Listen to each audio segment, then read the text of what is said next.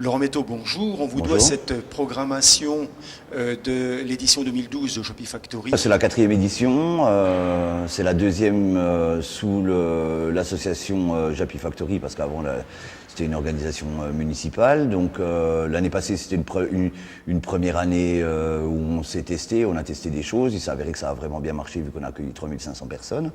Et puis cette année, la manifestation prend son envol. Avec une programmation plus que conséquente. Déjà, ça va faire bientôt une semaine qu'on travaille avec Charlene Couture, qui est arrivé spécialement de New York pour travailler sur le projet Manhattan avec nous. Donc c'est la réalisation de 100 sculptures qui seront présentées en avant-première à la Japy Factory avant de partir un petit peu autour du monde. On a Nathalie Crasset, qui est sans doute la designer la plus connue en Europe pour tout ce qu'elle est en train de créer à travers le monde. Et on présentera 2 installations qui au total ça va représenter environ 45 mètres de longueur. On a Kent qui revient, qui avait fait la première année et qui fait un travail spécifique par rapport aux objets fabriqués par l'usine Japy. Et puis après des tonnes de choses comme Polar Twins et l'arrivée de Dirk Polak, qui est un des peintres surréalistes les plus connus en Europe et qui vient faire son premier concert en France à Beaucourt. Après, il y a une vingtaine d'exposants, il y a une vingtaine de concerts. La manifestation, les 4000 m² d'exposition et tous les spectacles qui ont lieu le soir restent gratuits. C'est le succès des années précédentes, la gratuité ? Ça l'a toujours été, c'est un projet qui peut rester gratuit. Donc nous, on essaie de se battre pour justement essayer d'apporter un petit peu de culture sur Beaucourt et puis d'apporter quelque chose qui dépasse les limites de la commune, parce que on a juste à voir qu'on en parle dans toute l'Europe maintenant, que le public vient d'Allemagne, de Suisse, ça vient de Paris.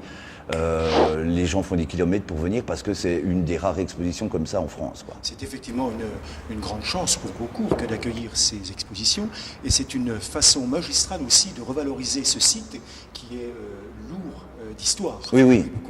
Et puis tout ce qu'on fait, c'est aussi en rapport avec le patrimoine, parce que le fait d'apporter quand même pas mal d'architecture dans le lieu. Là, on est dans un dôme géodésique, ça c'est une théorie du début du XXe siècle.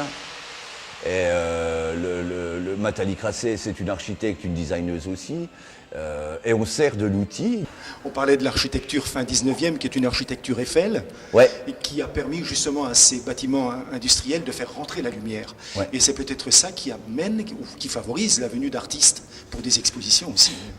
Oui, bon, il y a un énorme travail en amont pour aller rencontrer, parce que c'est quand même pas ce qu'il y a de plus facile à convaincre des gens comme Charles Elie, qui habite à New York, qui est reconnu comme étant un artiste de notoriété mondiale, de dire qu'est-ce que je viendrais faire à Beaucourt, quoi.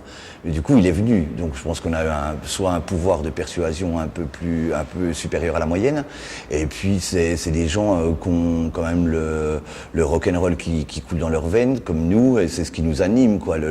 La Japy Factory maintenant, c'est plus une accroche, notre accroche, tout ce qu'on met sur notre merchandising, notre campagne de pub, c'est Rock Your Art. Ça veut dire montre-nous ce que tu sais faire, balance-nous-le, puis montre-nous. Puis c'est basé sur on s'accapare un espace. Et c'est pas une galerie d'art, ça reste une usine. C'est pour ça qu'on a pris aussi le nom de Factory par rapport à ce qu'avait pu faire Andy Warhol à New York dans les années 60. Et c'est un laboratoire artistique, donc on vient créer des choses. On est beaucoup moins intéressé à prendre une exposition qui a été vue dans 50 lieux en France et puis l'amener à Beaucourt, chose très facile. Faire de la création à Beaucourt, c'est beaucoup plus difficile, mais c'est ce défi-là qui nous intéresse. Alors c'est la 4e édition, on nous en souhaite à nous Beaucourtois beaucoup d'autres.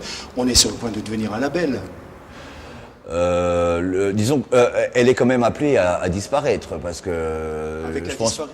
je pense que l'usine un jour va quand même bien finir par être réhabilitée. Ou la transformation des bâtiments. Oui, voilà. Et nous, la motivation qu'on avait, c'était de faire un maximum de choses dans un minimum de temps.